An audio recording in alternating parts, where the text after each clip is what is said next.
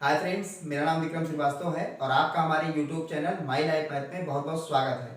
Friends, आज की इस वीडियो में हम लोग न्यूटन रैप्सन मेथड के बारे में डिस्कस करेंगे कि ये मेथड किन इक्वेशंस के लिए अप्लाई होता है और क्या स्टेप्स होते हैं क्वेश्चंस को सॉल्व करने के।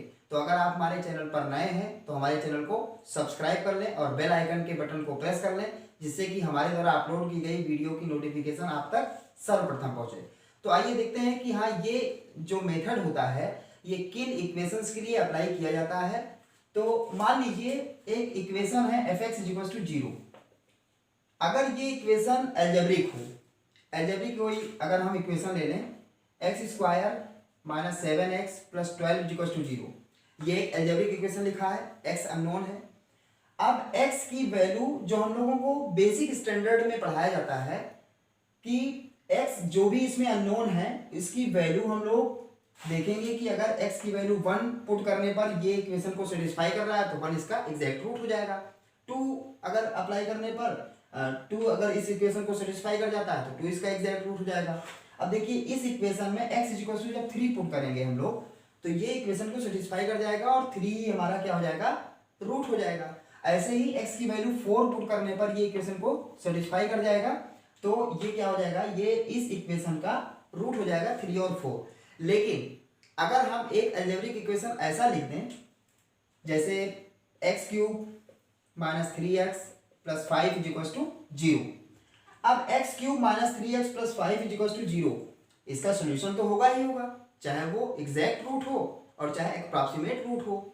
तो अब यहां से हम लोग x की वैल्यू 1 2 3 4 5 पुट करेंगे, नहीं आएगा, ये इक्वेशन को सेटिस्फाई नहीं करेगा।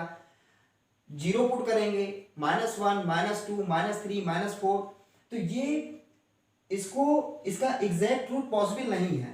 तो ऐसे अलजेब्रिक इक्वेशंस जिनका एग्जैक्ट रूट ना हो, जिसकी अप्रॉक्सीमेट वैल्यू हो, उन अलजेब्रिक इक्वेशंस को हम लोग सॉल्व करने के लिए हमारे पास कुछ मेथड्स होते हैं, जैसे बाइसेक्शन मेथड हुआ, रेगुलर-फाल्सी मेथड हुआ। आज हम लोग डिस्कस करेंगे न्यूटन रैप्सन मेथड के बारे में। तो जैसे बाइसेक्शन मेथड और रेगुलर-फाल्सी मेथड, अगर आपने वीडियो नहीं देखा है तो उस पर हम वीडियो बना चुके हैं, उसकी लिंक जो है डिस्क्रिप्शन में है, आप उस लिंक से हमारे वीडियो पे जा सकते हैं, आप उस वीडियो को भी देख लें, जिससे आपको क्लियर हो जाए कि बाइसेक्शन मेथड और रेगुलर-फाल्सी मेथड के क्या स्टेप्स होते हैं क्वेश्चन सॉल्व करने के। आज हम लोग डिस्कस कर रहे हैं कि न्यूटन रैप्सन मेथड से हम लोग कैसे क्वेश्चन को सॉल्व करेंगे। तो ऐसे अलजेब्रिक इक्वेशन जिनकी अप्रॉक्सीमेट वैल्यू हो उनको हम लोग न्यूटन रैप्सन मेथड से सॉल्व करेंगे। अब ये तो बात रही अलजेब्रिक इक्वेशन की। अगर ये अलजेब्रिक ना होकर के लॉगरिथमिक इक्वेशन होता, ट्रिग्नोमेट्रिक इक्वेशन होता, एक्सपोनेंशियल इक्वेशन होता, ट्रांसेंडेंटल इक्वेशन होता, तो ऐसे इक्वेशंस को सॉल्व करने के लिए भी हम लोग इन्हीं मेथड्स का सहारा लेते हैं। लेकिन कंफर्म नहीं है कि हाँ, अगर कोई लॉगरिथमिक फंक्शन है, लॉगरिथमिक इक्वेशन है तो वो इसका हम लोग मेथड का ही यूज करेंगे। कुछ ऐसे एक्सपोनेंशियल, ट्रिग्नोमेट्रिक, लॉगरिथमिक इक्वेशंस ऐसे भी होते हैं जिनको हम लोग डायरेक्ट फाइंड आउट कर लेते हैं। जैसे हम आपकी जानकारी के लिए लिख दें e⁻x = अगर लिखा है 1। अब ये कैसा इक्वेशन है, एक्सपोनेंशियल इक्वेशन है। ये एक्सपोनेंशियल इक्वेशन में हमें किसी मेथड की कोई आवश्यकता नहीं, क्योंकि हम लोग जानते हैं कि 1 की जगह पे क्या लिख सकते हैं, e⁻0 लिख सकते हैं। क्यों? क्योंकि जानते हैं कि किसी भी चीज की अगर पावर, कोई भी नंबर हो या कोई भी चीज हो, उसकी अगर पावर 0 होती है तो उसकी वैल्यू कितनी होती है, 1 होती है। तो 1 की जगह हम e⁻0 लिख सकते हैं और यहां से x की वैल्यू कितनी मिल जाएगी, 1, x की वैल्यू हमें 0 मिल जाएगी। तो ये जो इक्वेशन लिखी थी e⁻x = 1, तो इसका सॉल्यूशन कितना हो जाएगा, x की वैल्यू 0 हो जाएगा। आप सपोज करिए कि अगर हम यहां पे लिख दें log x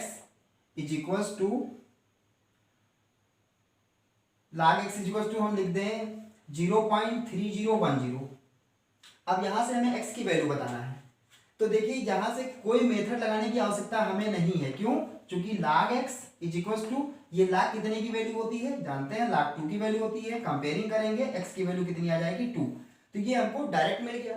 तो ऐसे इक्वेशन जैसे हम लोग यहाँ पे लिख दें कि sin x = 1। अब sin x = 1 इसका मतलब कितना होगा, sin 90, और sin 90 का मतलब x की वैल्यू कितनी हो जाएगी, 90 डिग्री हो जाएगी।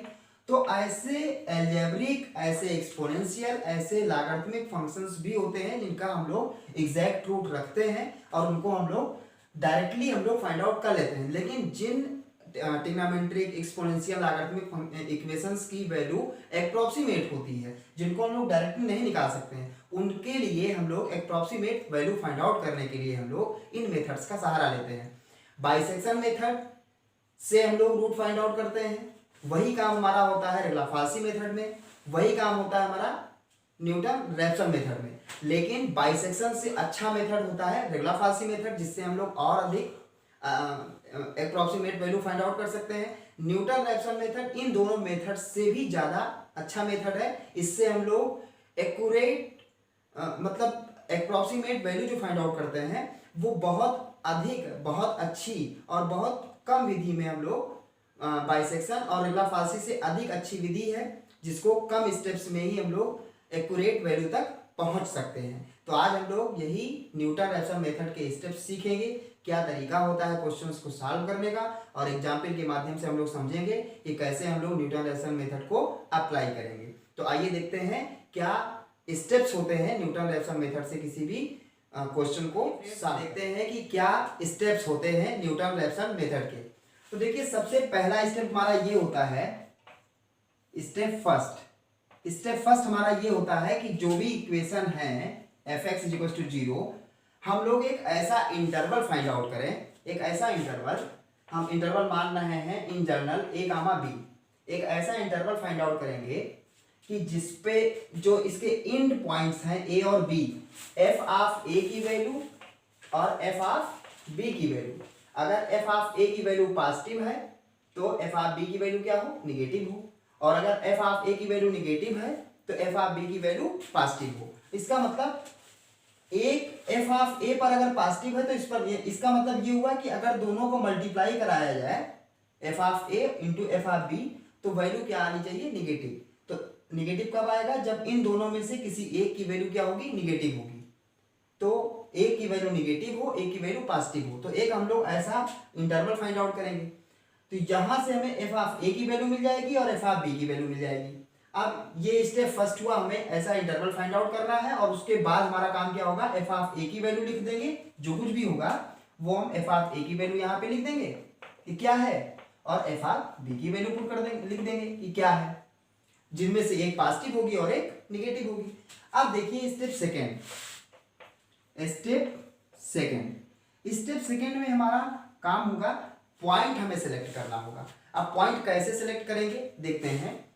पॉइंट सिलेक्ट करेंगे मॉड ऑफ f(a) की वैल्यू अगर लेस है मॉड ऑफ f(b) की, अगर मॉड ऑफ f(a) की वैल्यू लेस है मॉड ऑफ f(b) के, तब हम लोग जो पॉइंट सिलेक्ट करेंगे वो x0 = क्या सिलेक्ट करेंगे, a, ये पॉइंट सिलेक्ट करेंगे। और अगर मॉड ऑफ f(b) की वैल्यू लेस है मॉड ऑफ f(a) के, तब हम लोग जो पॉइंट सिलेक्ट करेंगे वो क्या सिलेक्ट करेंगे, b के सिलेक्ट करेंगे। ठीक, तो स्टेप फर्स्ट तो हमें इंटरवल फाइंड आउट करना है। किस टाइप से फाइंड आउट करना है कि f(a) f(b) का मल्टीप्लिकेशन निगेटिव हो, इसका मतलब एक वैल्यू पॉजिटिव हो, एक वैल्यू निगेटिव हो, और वहां से हम लोग f(a) की वैल्यू जो कुछ भी है वो लिख देंगे, f(b) की जो वैल्यू है उसको लिख देंगे। सेकेंड स्टेप में हमारा काम होगा ये चेक करेंगे कि f(a) का मॉड लेस है f(b) के मॉड से, कि f(b) का मॉड लेस है f(a) के मॉड से। दोनों बराबर तो कभी हो नहीं सकते हैं, तो बराबर होंगे नहीं, या तो ये वाला लेस होगा या तो ये वाला लेस होगा। अगर f(a) का मॉड f(b) के मॉड से लेस है तब x0 की वैल्यू क्या लेंगे, a लेंगे, और अगर ऐसा है तो हम लोग x0 की वैल्यू यानी कि तब क्या लेंगे, x0 की वैल्यू b लेंगे। ये हुआ हमारा स्टेप सेकेंड। स्टेप सेकेंड भी इसका आसान है, किसी भी टाइप की कोई समस्या नहीं होगी। अब स्टेप थर्ड हम लोग फार्मूला लगाएंगे, क्या होगा, xn + 1 = xn माइनस f(xn) अपान f'(xn), ये फार्मूला हम लोग लगाएंगे। यही 3 स्टेप्स होते हैं न्यूटन रैप्सन मेथड से किसी इक्वेशन को सॉल्व करने के। तो देखिए x0 तो हमें मिल ही जाएगा, अब बात होगी किसकी, x1 निकालना, यानी कि तो जब x1 निकालेंगे, फर्स्ट अप्रोक्सीमेट वैल्यू जब निकालना होगा, तो 1 कब आएगा? जब n की वैल्यू 0 पुट करेंगे। तो यहाँ तो x1 हो जाएगा। x1 की वैल्यू, अब देखो ये x1 कब होगा, यहाँ तक हमें काम करना है। अब n की वैल्यू अगर 0 पुट कर देंगे तो क्या हो जाएगा? x1 n की वैल्यू 0 है, f of x0 upon f of x0 ही रहेगा और यहाँ डैश लग जाएगा। डैश का मतलब जो भी इक्वेशन दिया होगा उसको हम लोग डिफरेंशिएट करेंगे और उसके बाद हम लोग पॉइंट जो भी होगा उस पॉइंट को इसमें पुट करके तब देखेंगे कि f डैश x0 की वैल्यू कितनी आ रही है। तो ये हमें फर्स्ट अप्रॉक्सीमेट वैल्यू निकलेगी। तो यहाँ से हमें x1 की वैल्यू मिल जाएगी। फिर इसके बाद अगर हमें सेकेंड अप्रॉक्सीमेट वैल्यू निकालना है तब n की वैल्यू कितना पुट करेंगे हम लोग? तब n की वैल्यू हम लोग पुट करेंगे 1 पुट करेंगे तभी 2 आएगा, क्योंकि 1 ऑलरेडी है। तो जब जैसे हमने n की वैल्यू 0 पुट किया तब ये 1 हुआ, 0 0 हो गया सब। अब n की वैल्यू अगर 1 पुट करेंगे तो 1 और 1 मिलकर कितना हुआ? 2। अब n की वैल्यू जब यहाँ 1 पुट करेंगे 1 f of x1 upon f dash x1। इसका मतलब जो कुछ भी हमने फर्स्ट अप्रॉक्सीमेट वैल्यू निकाला है उसकी कुछ ना कुछ वैल्यू आ जाएगी और वही हमें x1 लिख देना है। उसके बाद उस जो भी x1 की वैल्यू आई होगी उसको इक्वेशन में पुट करेंगे, जो आएगा उसका मान लिखेंगे और अपान पहले इसको हम लोग जो भी इक्वेशन दिया होगा उसको हम लोग डिफरेंशिएट करेंगे, फिर x1 की वैल्यू अप्लाई करके देखेंगे, जो भी वैल्यू आएगी वो सेकेंड अप्रॉक्सीमेट वैल्यू होगी। ऐसे ही हमें अगर थर्ड अप्रॉक्सीमेट वैल्यू निकालना है तो n की वैल्यू 2 पुट करेंगे तो यहाँ हो जाएगा x3 x2 minus f of x2 upon f dash x2।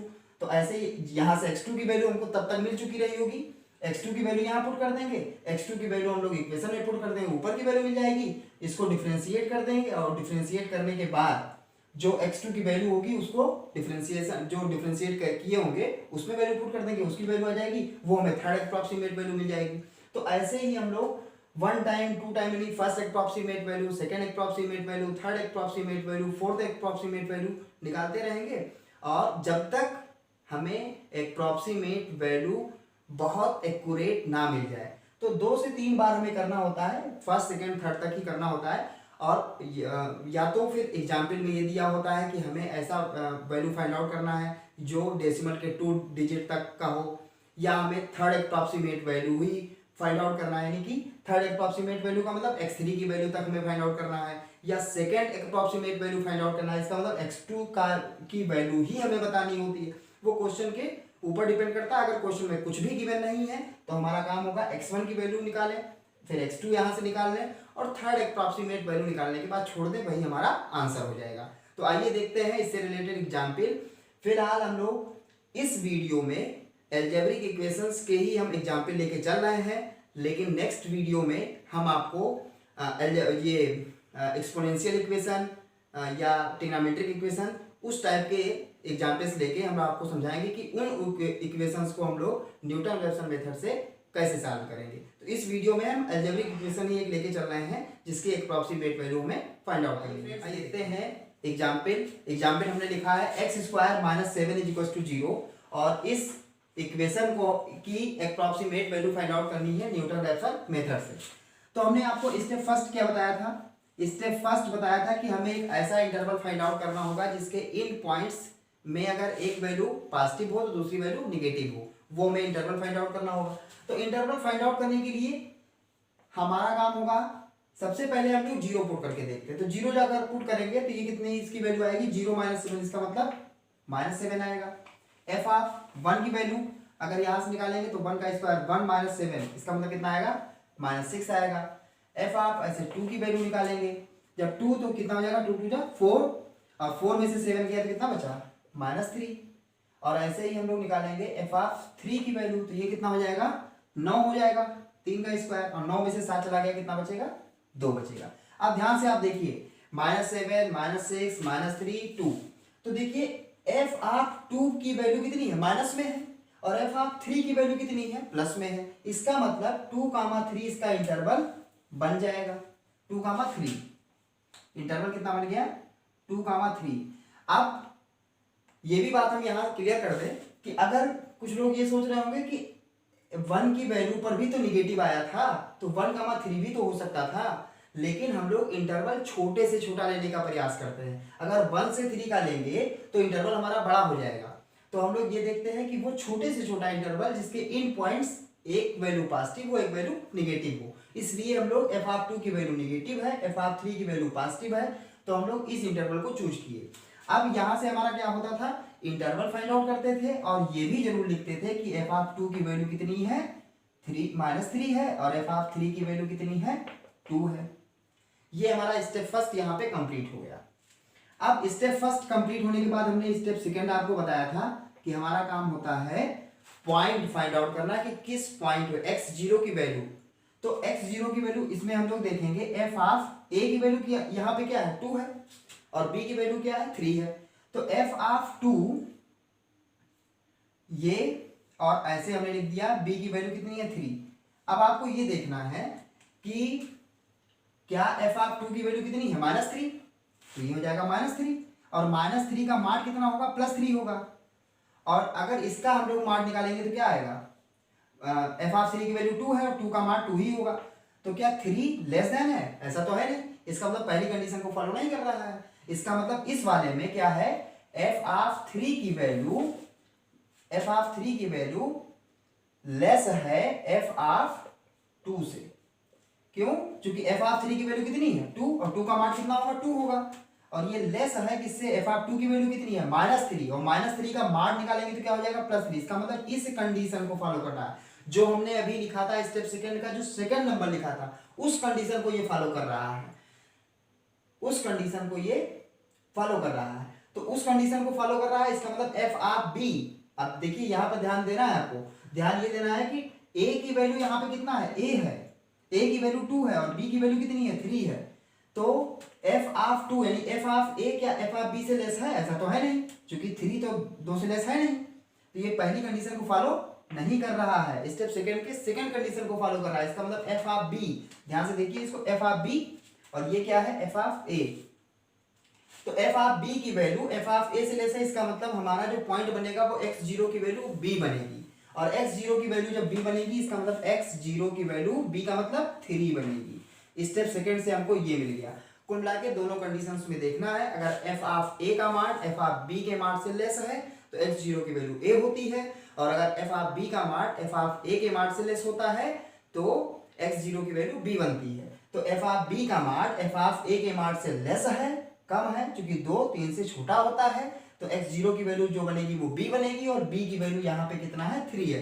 तो ये स्टेप सेकंड हमारा कंप्लीट हो गया। अब स्टेप थर्ड और फाइनल स्टेप पे हम लोग पढ़ते हैं। स्टेप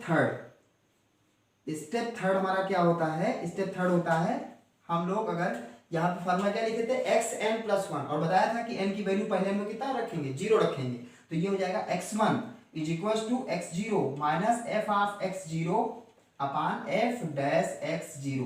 तो यहां से हम लोग निकालने का प्रयास करते हैं, x0 की वैल्यू कितनी है, 3 है, माइनस f ऑफ x0, इसका मतलब इक्वेशन में x0 की वैल्यू कितना रखना है हमें, 3, तो 3 इसमें अगर पुट करेंगे तो कितनी आएगी, 3 का स्क्वायर 9 में से चला गया तो कितना बचेगा, 2, और फिर निकालना है f डैश। तो इसका अगर हम लोग डिफरेंशिएट करेंगे इसको, तो ये कितना आएगा, 2x ही तो आएगा।